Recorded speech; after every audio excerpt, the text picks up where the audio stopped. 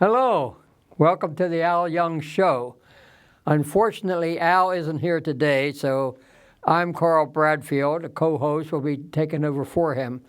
Unfortunately, Al had to go into the VA for surgery, and he's recuperating, and we want to pray for Al. But we also want to remember his other co-host, Denise. She isn't here either. But we want you back, Al, so get well soon and come on back. Today, I'll explain that I'm Carl Bradfield. I sailed over to Vietnam in 1965 with the 1st Infantry Division. Our base camp was at Phuoc Vinh in 1965, October, through October 1966 is when I was there. Today, I want to talk to the veterans about concussion. I was in a lot of fighting, a lot of firefights, and I do suffer from battle fatigue, or what today they call PTSD, as many of you are. And coupled with that for Vietnam is Agent Orange. You can't really have one without the other as far as the guys who fought are concerned. But I want to talk about concussion. And this is a call-in show, so if you have something you want to say at all, please call the number and we'll discuss it. Now, concussion. Concussion is a part of PTSD, or battle fatigue. Concussion is from artillery barrages, bombs falling, and we had a lot of artillery come in on us, especially in the early days of Vietnam, late 65 and to early 66. We had the 105 howitzers. Later on, we got the bigger guns, the 155s, the 175s, and the notorious 8-inch shells that would knock the fillings out of your teeth just for concussion. Concussion by itself can kill just by shaking you to death. I remember in one B-52 raid that came over on us, we were on the ground, supposed to go into an enemy base camp. We were just outside the jungle. The B-52s were supposed to drop a load of bombs on the food catch, and then we were supposed to get up and go right in as the last bomb fell. So we were instructed, and it was actually a wonder to watch these B-52s. I think there were 15 of them that flew high in the stratosphere, 3 behind each other, and we found it interesting as we watched these little dots grow bigger as they fell from the sky. And when they hit, the concussion shook us so much that, even laying prone on the ground, we got split lips. But and true to our instructions, the last bomb that I thought hit, I was up on my knees ready to charge in with the other guys, but apparently one bomb had delayed a moment, and as soon as I was up on my knee, I was knocked flat by the concussion. And these are 750-pound bombs that the B-52s dropped.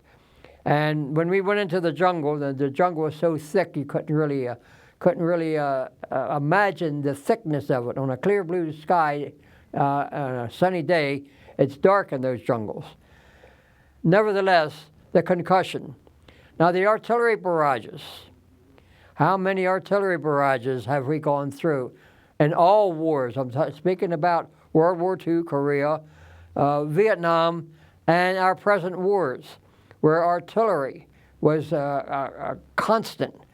I can't remember a day in Vietnam except the 1965 Christmas ceasefire when we had silence for 24 hours, and we didn't like that. But every day was artillery, either being fired, or we were on the kissing end, the splashdowns. And again, the concussion can really shake you. We could hear them as they passed over our heads. Not far, by the way, but we could tell the millimeter as they whirled overhead of us. We couldn't see them, of course, day or night. But they would, a couple of times, they landed short and killed some of our own boys. I was with the 1st Battalion, 26th Infantry, the Blue Spaders. I wrote a book about it called the Blue Spaders Vietnam, that I want to talk to you about your writing later. And these are some of my pictures that I took. That helicopter shot, that's my shadow there. But our first, I think, 30-some casualties was from our own artillery. This was in November of '65. They hit short. They killed quite a few Blue Spaders. And I'm sorry to say that some of our boys were killed by our own troops. I don't know whoever called it friendly fire, but it isn't friendly. But the artillery is one thing. The bombs. Now, I'm talking about the aerial bombs, the bombs from the F-105s, the A-7 fighter carrier jets, the Sky Raiders, the propeller-driven airplanes. The F-105s would drop 250-pound or 500-pound bombs, and no matter, and right close to us, right close. I remember when we dug in to an area, and there was nothing to do. I watched about 10 different sorties being carried out just in our view. And this was just in a small area of Vietnam. But they would dive in rather close. And sometimes, when I say rather close to us. Now, whether sometimes we may have been advancing further than they expected, or they were bombing too close, we don't know. But when our boys were splattered, and I use the term splatter because that's what it is, we wanted to shoot those airplanes down. But concussion, as I say, is just part of PTSD. Now, I do want to talk about not my book, The Blue Spaders Vietnam. You can check out all the online bookstores for that. This book has been out since 1992.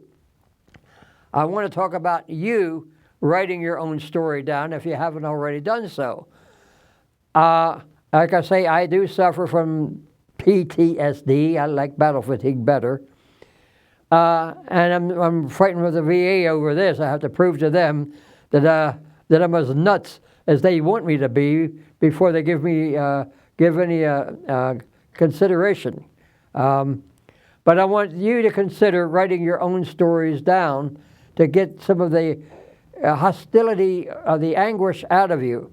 I know what you're going through because every day, and not a day passes for 48 years, 48 years when I left there, that I don't see something tragic, something that puts me back in the jungle. Vietnam, Korea, World War II. Still a lot of World War II veterans out there that harbor the silence. They're silent about it. They won't talk about it. But I found that writing my story, I was able to get some, not all, some of the emotional stress out of me. And I encourage you to do the same thing. If you can't write a book, write a short story. Just keep it clean. Now I do want to tell you some things that are going on, that will happen, that happened, past tense, that happened during this war, our war in Vietnam. But again, I don't want to keep it restricted to the Vietnam War. Another part of the PTSD, battle fatigue, is the number of bodies and the killings that we encountered, which was an everyday event. We had some of our first replacements to come over were from Walter Reed Medical Center in Washington, D.C. They came over as medics. Now everybody, when they see the first splattered body, vomits. There's no getting away from that. Everyone does it. But these were medical people that came from Walter Reed was sort of the military shock trauma, and the worst cases of wounded still alive were at Walter Reed. But they threw up. At least one of them was a buddy of mine, Clark. He was killed later, and but I asked him, why did you throw up? Because you have been a nurse, or I guess a medic they called it in Walter Reed, and seen some of this horrible thing. And he said, it's not the same as seeing somebody actually get splattered in front of your face. And this is a great point for many of the guys who have been in battle in any of the wars, including the present wars. When you see somebody close in get splattered, even the enemy, I mean, it's a human being, you're trying to kill them, and you do. And that's when some guilt sets in. I know with me, it set in afterward, of course, not during. And but the splattered bodies, and I don't want to get too graphic because you guys out there know what I'm talking about. Getting too graphic, and here I am getting graphic. You have to carry these bodies out, our bodies, that's the enemy. You have to carry these bodies out to an LZ, a landing zone, to be dusted off, to be carried away. And you have to carry the arms and the legs that are also blown away. I remember one time during the Battle of Bong Trang, or afterward, when we had an LZ that there must have been about 100 dead GIs there, and I'm only guessing at the number because I don't know the real number.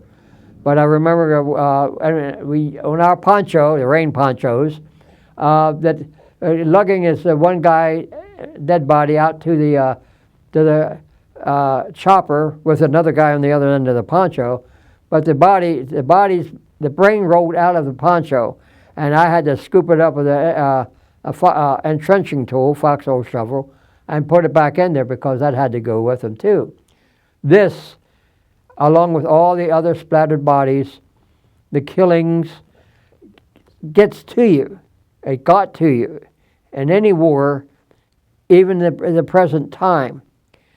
Now, a couple of times, I had to escort bodies to graves registration. In our case, it was in Benoit, next to Benoit Airfield.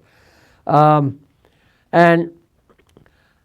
I remember Harper. Harper was one of my buddies. He was a big man, but he was killed. And several other, four other diehards. Diehards were the engineers, we call them diehards because they died hard. They're the guys who defused things, laid minefields. Of course, we laid a minefield too in the beginning. But anyway, we had cleared out an enemy base camp. They were booby-trapping this base camp.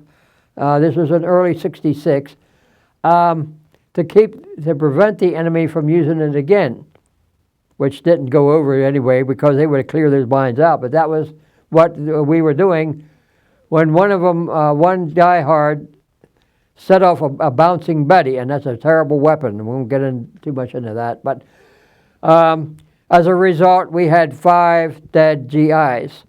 They were thrown in the back of a dump truck piled one GI on top of another.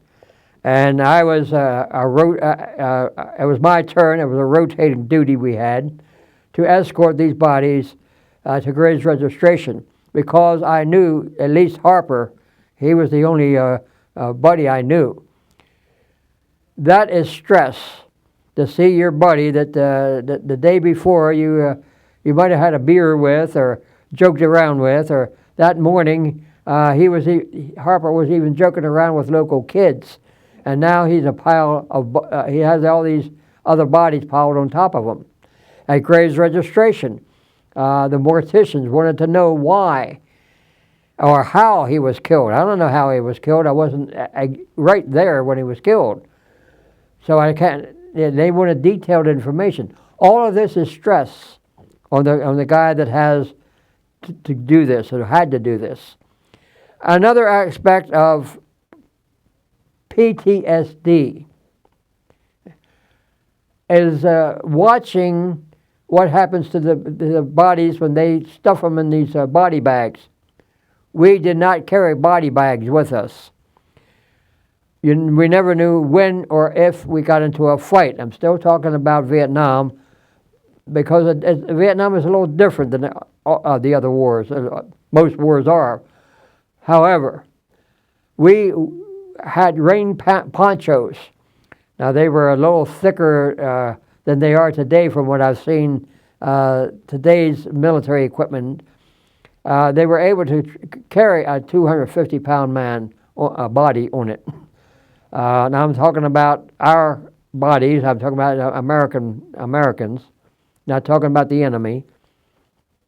But anyway, sometimes we had to carry these bodies quite a distance through the jungle, through the heat of the jungle, to find a place close enough to cut an LZ. Now, we cut an LZ with machetes so that the helicopters could land. Okay?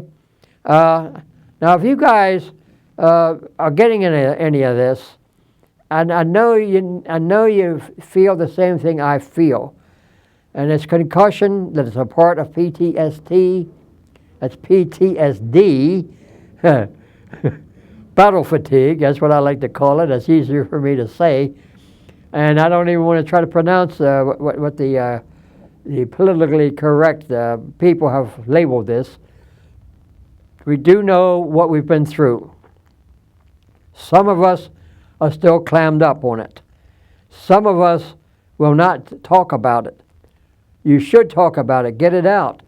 My book, and I don't want to keep on pushing the book, but it's been over the 22 years it's been on the market, has been called a healer. Some of the children, grown children, have said now they understand why their father acted like he did. Of course, their father had died since then. Of the 245 men that we left Fort Riley with to sail over in our platoon, I am one of 3 of those original that survived the end of that year. That is stress. Most of the time I was with these guys. Several times I was the medic, the first medic, because we had one medic for a platoon. And when you have a dozen men down, a dozen men on the ground, everybody needed immediate medical attention. So we had to do the medic's job until the medic came up and see if we weren't killing the guy with our first aid. All of this is stress. All of this, many of you have already gone through. And I want to urge you to write your story down for your descendants, for your immediate children. Don't keep it bottled up inside of you. And I'm sure I'm going to get contradictory statements for this, and I want that. And you want that. We want a discussion about concussion. What is it about PTSD that people don't listen to. They don't even hear us when we say this. Battle fatigue is meaningless to them. So we need to tell about it. We need to show our pictures. You've seen my pictures. The flash on the cross. And that is part of PT. That's part of Agent Orange. Cough. Anyway, we want to encourage you, the veteran, to get yourself a little help. I know you go to the VA, if you do go to the VA. If you don't, you might want to go now, because it is different than when we first came out, when the VA was as much against us as the American people were against us for Vietnam. But concussion, the bombs, the artillery that shook the ground, that shook you, we had one guy and our artillery fell short. He was a replacement. You know how replacements get. He reached out for a piece of shrapnel, piece of the bomb, and he picked it up. Well, that was wrong. It was like picking up a hot frying pan off the stove. And he had, of course, heavy burns on his hand, and he had to be dusted off for that, transported back for medical. But these bombs, when they hit, the bombs, the artillery, especially the heavier ones, the 8-inch artillery, that's the heaviest we had, at least in 65, 66. And they would literally shake you off your feet if you were close enough, if you weren't within range of getting hit by it. I'm just talking about the shaking of it. All of this plays a part of your mental. It's not mental really. It's a feeling that you're shaken up, and you're shaken up all the time, and you like to shake it up in a dance, but you don't want to feel shaken up all the time. You don't want to feel keyed up all the time. But this is what concussion does, a part of PTSD. This is what seeing so many dead bodies are. And I'll tell you that I was in the Battle of Tan Binh, February 24, 1966. The Battle of Bong Trang, February 24 and 25, 26, 1966. It was a 2-day battle, but it really started, I guess, the night before. I don't know. That was such a big fight. That was the first time that napalm was dropped. Actually, they hit the Americans. That was the 1st Battalion, 2nd Infantry, and I was a part of that cleanup. And it was a very, very stressful, messy situation. The fight was stressful. I never smoked cigarettes, but after that fight, that was the biggest fight I was in. I chain smoked 13, one after the other, after the last helicopter flew away. Okay, I've talked enough about this, but I want to say again that Al Young hopefully will be back next week. As a matter of fact, we may be on location next week at Sun and Fun in Lakeland, Florida. But we want to encourage you to tune in to the Al Young Show, because he has a lot to say about veterans and a lot of help to give you. But if you didn't call in, I'll remember you. Okay. But we do want to pray for Al. We do want him to get better. We want him to be back here, so you don't have to listen to me all the time. And just remember, God bless you, and keep your hand grenades tightened up. That's a jungle fighter's way of saying have a nice day. See, we had this bum hand grenade that they'll fall apart once in a while. Okay, we had to. So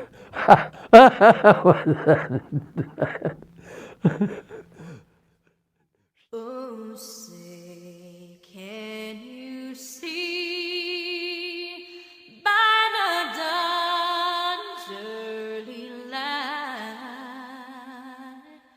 what so proudly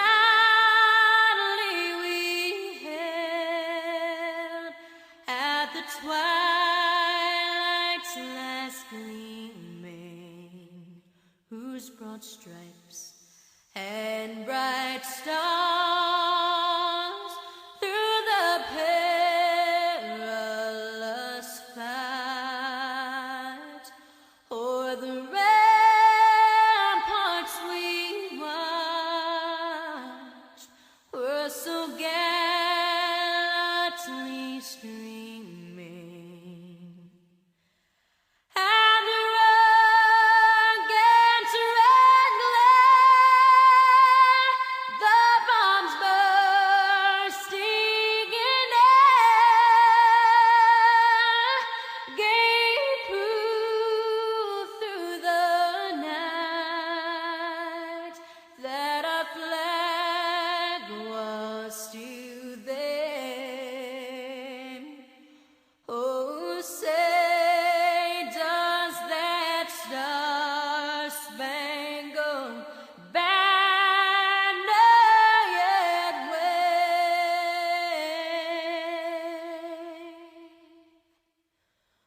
o'er the land of the free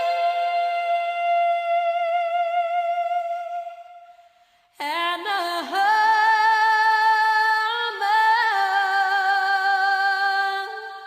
of the